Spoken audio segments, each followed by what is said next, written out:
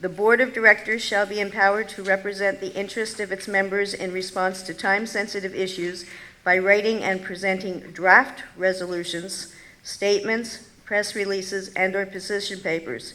We will continue to poll our membership prior to submission of any resolutions written by the Resolution Committee and passed by the Board of Directors.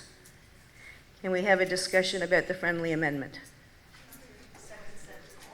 A draft is useless, so we need to make a decision that either we give organizations a 48-hour notice or something, or else we put our faith in them to speak for us. We've elected you, we've put our trust in you, and then saying that you have no power or anything, that I think there's no point in having a board. And is it possible to distinguish and use some terminology to the effect that we empower you, the board, to write a resolution on that is indicated that is a resolution of the Board of Directors of the QFHSA, as opposed to our standard resolutions that we pass here, which are resolutions of the membership of QFHSA?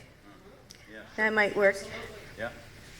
I would second that. Leah stole my words. Resolutions that haven't yet been voted on at our AGM could be Resolution 2014-02D, and then we don't have to put on it draft when we send it out. So we can have exactly the same draft resolution that we're proposing and just name it something different. So then when it comes to the AGM and we vote on it, then we take off that little D. But when we send it to the government or to all the recipients of the resolution, they're not going to know our internal system.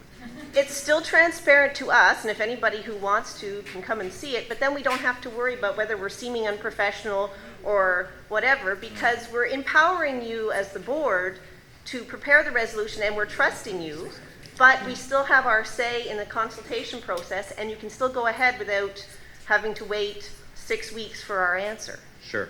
But in the end, and I know this as a former president, that I may have been called upon while I was president by especially the media. What is your policy on such and such a topic? And if I can draw on that through the policy statements, which can go back to the resolution that we discussed, then I know I could, as the president, because I was the one who had the voice to speak on behalf of the parents, I can speak with that. Therefore, be it resolved that we urge the federal government to appoint a financial literacy leader to implement a national strategy for financial literacy. Therefore, be it further resolved that we also urge the Quebec Ministry of Education, Leisure and Sport to make financial literacy education a compulsory part of the Quebec curriculum. Therefore, be it further resolved that we urge the Quebec Ministers of Education, Leisure and Sport to engage concerted and cooperative efforts among all stakeholders to provide financial literacy skills to elementary, secondary, and post-secondary level students. The government of Ontario did a study.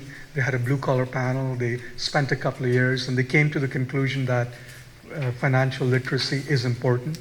And in 2011, they introduced it in their curriculum from grades 4 to 12. So it's already there, and people in Ontario are studying it.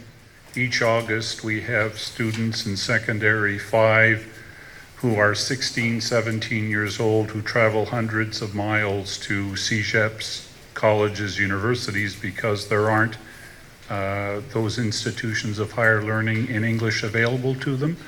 So they suddenly are in a situation in which a budget is important, and the parents' bank accounts quickly empty because there isn't the financial literacy necessary. In which one of the large projects within this course that she took was to budget to live on minimum wage. Without living at home? Without living at home, with working a minimum wage job, renting an apartment, feeding, clothing, and literally putting together a budget. Needless to say, I thought, or she found that it was really eye-opening. Mm-hmm. And as a result, has completely changed her outlook on what to do with her own money. So yes, I definitely support this, and I think that every school should implement something. Thank you.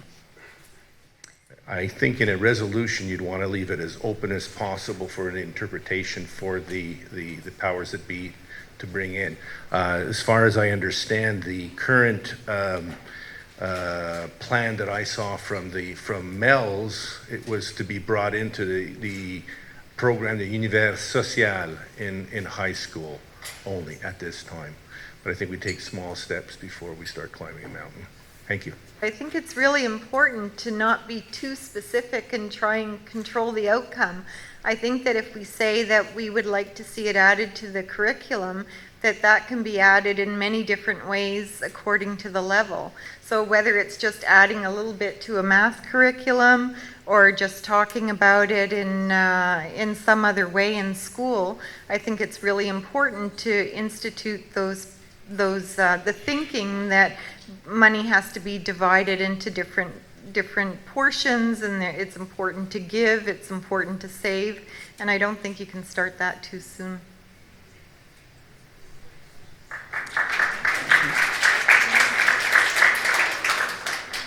The motion on the floor is to change the first, therefore be it resolved, to actually be a whereas, and it will read, whereas the federal government has appointed a financial literacy leader to implement a national strategy for financial literacy. Can I have a vote to accept that? All those in favor of accepting that amendment? All those opposed? Any abstentions? The amendment has been accepted.